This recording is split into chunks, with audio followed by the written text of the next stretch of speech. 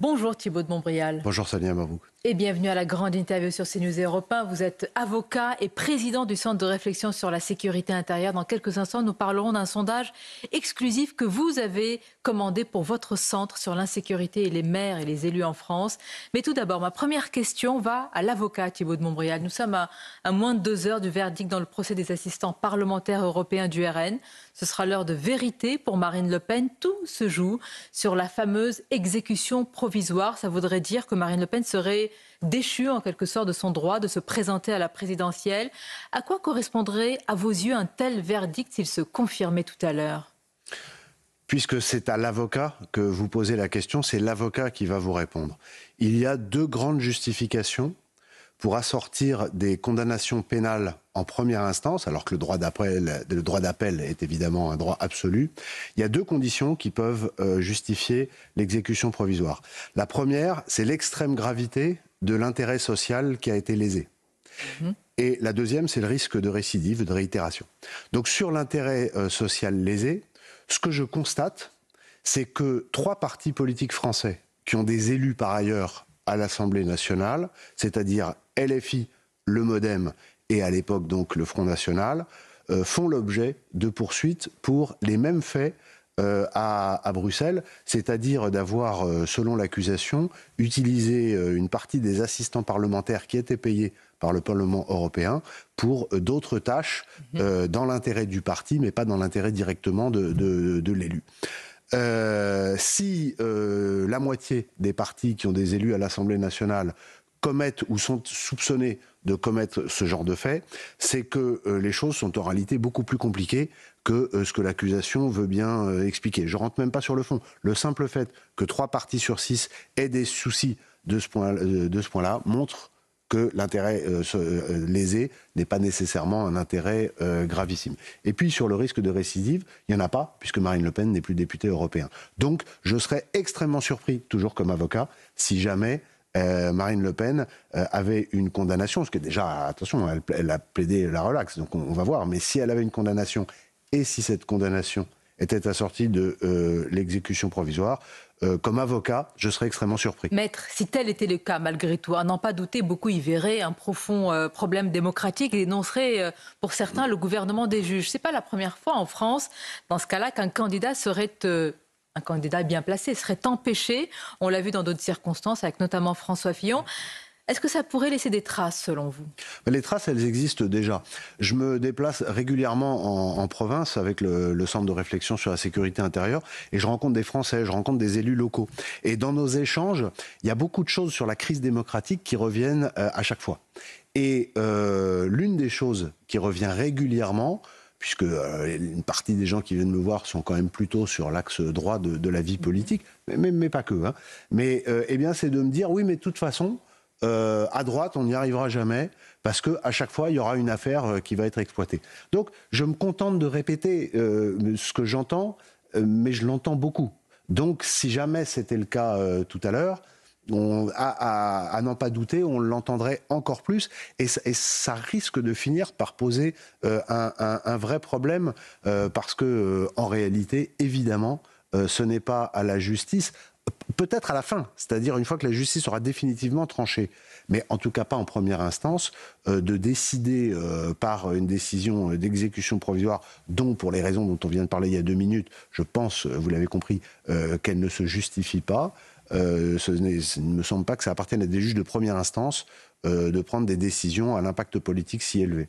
Vous parlez, Thibaut de Montbrial, des personnalités de droite aux prises avec la justice, avec des associations revendiquées de gauche comme Anticor et le syndicat de la magistrature. Quelles sont les chances pour les personnalités de droite d'avoir un procès équitable, ni plus ni moins qu'un autre citoyen, tout simplement, qu'un autre justiciable ? Alors il faut distinguer, parce que les associations comme Anticor ou comme d'autres qui déposent des plaintes ou qui se constituent partie civile, c'est-à-dire qui vont du côté des plaignants à l'audience, c'est une chose, mais c'est pas elle qui décide du résultat.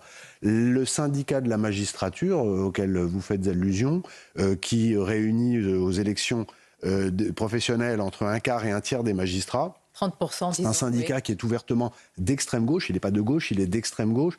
Il publie régulièrement des fascicules pour expliquer aux gens qui vont en garde à vue comment contrer les techniques policières, aux émeutiers qui pourrissent les manifestations, comment échapper au sort judiciaire qui pourrait être le leur, etc. C'est-à-dire qu'ils sortent du champ de neutralité auquel les magistrats sont astreints, non pas dans leurs décisions, mais dans leur vie sociale. C'est-à-dire, c'est pour ça qu'on peut se permettre de dire qu'ils sont d'extrême gauche, c'est qu'ils ont des positions sociales, sociétales. Parfois, ils prennent position contre des projets de loi gouvernementaux, et donc ils sortent complètement de leur rôle. Y compris des positions pendant la campagne présidentielle. Mais je voudrais dire, Sonia Mabrouk, que ce n'est pas la majorité des magistrats.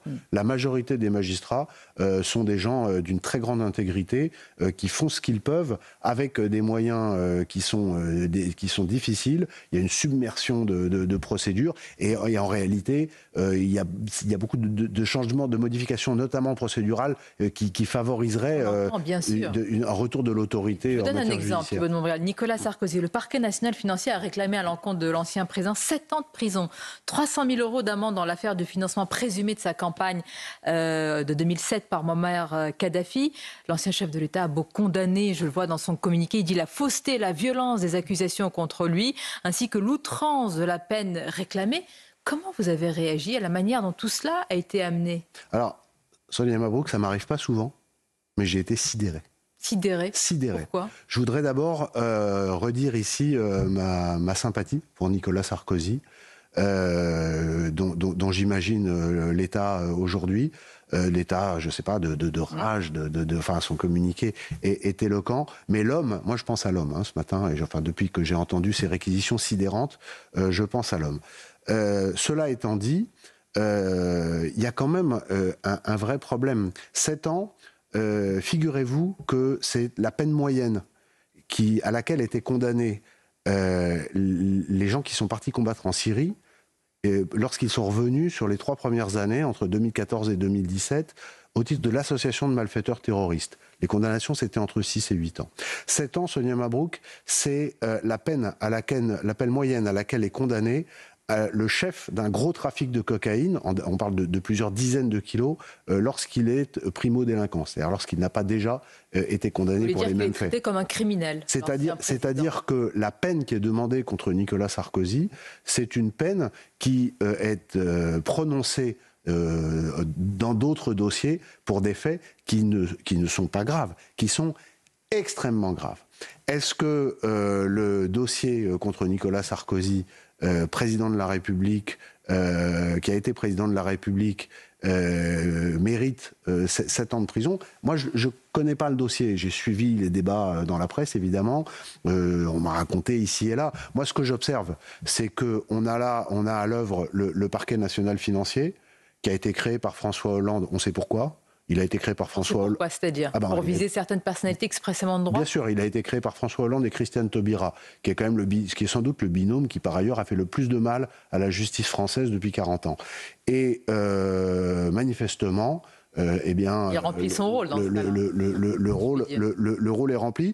Moi, ce que je constate, encore une fois, c'est que le PNF est à l'origine de toutes les procédures dont on parle, et toutes les procédures qui visent expressément les politiques de droite. Moi, je ne dis pas qu'il n'y a que des gens probes et bien sûr qu'il y a des gens, il y a des élus qui commettent des infractions. Éventuelle. Ce que je constate, c'est qu'il y a une disproportion majeure entre les élus de droite et les élus de gauche qui sont poursuivis, et que c'est une disproportion qui n'est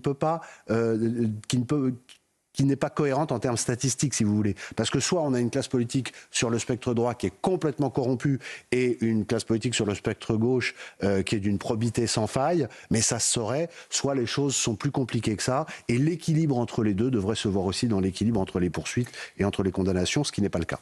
Thibault de Montbrial, on poursuit notre entretien sur CNews et Europe 1. Dans l'actualité, je voudrais vous faire réagir à ces images choquantes, à ce qui s'est passé à la cité des Francs-Moisins à Saint-Denis. Je vais décrire la situation pour nos auditeurs d'Europe 1. On voit des individus attaquer en meute une voiture de police municipale. On le voit avec des barres, avec tout ce qui se trouve à leur portée. La voiture d'ailleurs est contrainte de partir, de fuir quelque part.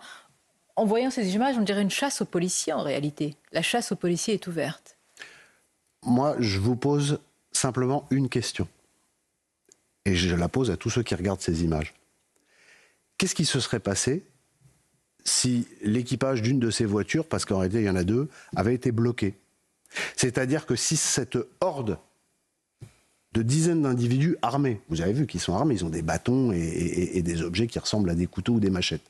Qu'est-ce qui se serait passé pour l'équipage si une voiture avait été coincée? Le pire, sans doute, voilà. compte tenu de la violence qui est et peut-être même aurions-nous entendu, à supposer que les policiers aient utilisé leur arme, des gens critiquer l'utilisation de cette arme en expliquant que ce n'était pas légitime, etc.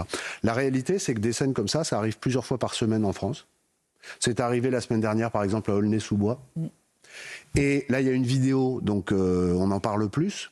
Mais c'est le quotidien de nombreux policiers nationaux, de gendarmes, de policiers municipaux aussi, dans des quartiers, qui sont des quartiers, parce que les Francs-Moisins, c'est un des quartiers les plus connus en France pour les stupes. Quand je parle d'Aulnay-sous-Bois, c'était la cité des 3000, pareil. Donc ce sont des quartiers où les délinquants sont dans une logique de territoire, c'est-à-dire que la police, pour eux, ce n'est pas la force garante de l'autorité de l'État, c'est une bande adverse qu'il faut faire fuir. Et je le prône depuis longtemps. Vous savez que moi je prône un choc d'autorité qui se décline. L'expression m'a beaucoup été reprise, mais personne ne l'a encore mis en œuvre, faute aussi parfois de moyens législatifs. Mais la première des choses, Sonia Mabrouk, qu'il faut impérativement remettre en œuvre, c'est un soutien, c'est le rappel que les policiers et les gendarmes sont détenteurs de la force légitime et que dans le cadre évidemment de la proportion exigée par la loi à juste titre, il y a tout un tas d'hypothèses et de scènes auxquelles ils sont confrontés au quotidien où ils n'utilisent pas pleinement la force qu'ils auraient le droit d'utiliser. Et franchement, cette scène hier soir, c'est une scène de lynchage. Sauf que le lynchage n'a pas eu lieu parce que les policiers ont réussi à se dégager. Vous avez vu, en heurtant d'autres véhicules, etc., etc. Mais c'est une véritable scène de lynchage. On est dans une logique de tentative d'homicide. On n'est peut-être pas dans la tentative d'homicide au sens pénal parce que les émeutiers n'ont pas réussi à coincer un véhicule, mais la logique, c'est celle de l'homicide. Effectivement, le pire a été évité. Quand vous dites soutien aux policiers, c'est ce que j'imagine vous entendez, puisque vous sillonnez la France, Thibaut-Montbrial, depuis des mois, Nantes, Rennes, Blois encore ce jeudi. Et de cette itinérance, vous avez demandé à l'IFOP une enquête, une grande enquête très très importante, puisqu'elle concerne finalement les élus, les maires de France et le sentiment, la réalité plutôt, de l'insécurité. D'abord, pourquoi une telle enquête et quel est le plus grand enseignement de ce sondage ? L'idée, c'est que ça fait 18 mois que je me balade dans toute la France. Je vais dans des grandes villes, je vais aussi dans des toutes petites villes. J'échange avec les citoyens, j'échange avec les élus locaux et j'entends des inquiétudes, etc. Ensuite, en 2024, le ministère de l'Intérieur a publié, enfin début 2025, des statistiques 2024 qui montrent une explosion de la violence partout, y compris dans les villes les plus petites et dans les zones rurales les plus reculées. Et enfin, il y a les élections municipales l'année prochaine. Donc avec mon équipe, on s'est dit ça va être intéressant de faire converger ce que j'observe, les statistiques, la perspective électorale, avec ce que ressentent, ce que souhaitent les maires, et d'où nous avons donc demandé ce sondage dont les résultats sont très intéressants, puisque le principal enseignement, en fait il y en a deux, c'est que les maires... D'abord, la sécurité est une préoccupation majeure pour tout le monde. Elle arrive systématiquement en tête pour les maires de villes de plus de 2000 habitants. Et ensuite, les maires veulent plus de moyens, mais pas forcément de policiers ou de gendarmes, mais de simplification administrative et moyens juridiques d'une part, et d'autre part d'information. Alors là, on a des scores très élevés, de l'ordre de 89 et 94% pour l'annonce d'arrivée de migrants sur la commune. Alors là, c'était un raz-de-marée. Tous les maires de droite, de gauche, de grandes villes, de petites villes veulent plus d'informations. Et pour la présence de fichiers S dans la ville. Donc ce que veulent les maires, c'est d'être capables d'anticiper les problématiques de modification éventuelle de l'équilibre sécuritaire dans la ville par des événements de cette nature. Et puis des moyens, encore une fois intéressants, administratifs, juridiques, plus que purement en termes d'hommes et de matériel. Thibault de Montbrial, des demandes qui se font pressantes et qui se traduisent par un sentiment, ou là encore une réalité, d'abandon par l'État. C'est ce qui frappe aussi dans ce sondage, c'est ce qu'on remarque très souvent, ce que les élus, quelle que soit la taille de la ville, de la commune, nous rapportent, c'est un sentiment d'abandon en réalité par l'État, alors que véritablement ils veulent prendre en charge et prendre en main les problèmes de leurs administrés. On a compris depuis un moment que l'État n'avait plus littéralement les moyens de mettre des policiers et des gendarmes autant qu'il faudrait partout. Donc on a développé la police municipale, ce qui est une bonne idée, sauf que la police municipale, elle est financée par la commune, ce qui pose un problème évidemment de moyens, et ensuite elle est limitée dans ses moyens d'action, puisqu'il y a par exemple des choses assez contradictoires. On demande à la police municipale de faire la sécurité du quotidien et d'aller contrôler, mais le problème c'est qu'elle ne peut pas faire de contrôle d'identité ni ouvrir les coffres. Donc dès qu'il y a un contrôle qu'il faut un peu pousser, la police municipale est obligée d'appeler la police nationale. Donc il y a des contradictions juridiques et des contradictions administratives. Un autre exemple qu'on me sort à chaque fois, c'est que quand vous avez un policier ou un gendarme qui devient policier municipal, avec 20 ans d'expérience, parfois même il est moniteur de tir, quand il entre en police municipale, il doit aller faire une formation de plusieurs semaines qui coûte extrêmement cher à la commune pour avoir un port d'armes comme si c'était un novice. Mais ça n'a pas de sens. L'expression « on marche sur la tête » s'applique vraiment. Et puis en plus, là, il suffirait d'un décret pour faire l'égalité des ports d'armes. Donc ça, c'est... Pour conclure vraiment en un mot, le fameux choc d'autorité, vraiment vous l'appelez de vos voeux depuis très longtemps. Est-ce qu'il est en train de se matérialiser quand on voit tout cela? Alors, on dit beaucoup plus les choses, mais en réalité, quand on voit encore ce qui s'est passé hier soir à Saint-Denis, et surtout quand les maires nous disent, dans le sondage, ou me disent quand je me déplace, à chaque fois que la violence augmente partout en France, y compris dans les zones rurales, etc., le risque, c'est que si ce choc, il ne se fait pas à notre main, c'est-à-dire avec une politique de reconquête du territoire, eh bien, ce choc aura lieu, mais nous le subirons, et à ce moment-là, il aura des conséquences bien pires. Merci Thibault de Montbrial, c'était votre grande interview, je vous dis à bientôt. Bientôt.